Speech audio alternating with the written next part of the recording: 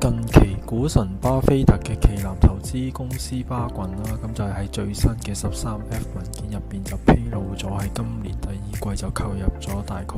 19萬股，約值2.3億美元嘅 Ulta Beauty 嘅股票啦。咁呢位向來偏向護城河深厚企業嘅奧馬哈先知，點解會將目光投向一個護城河較淺嘅美容零售業呢？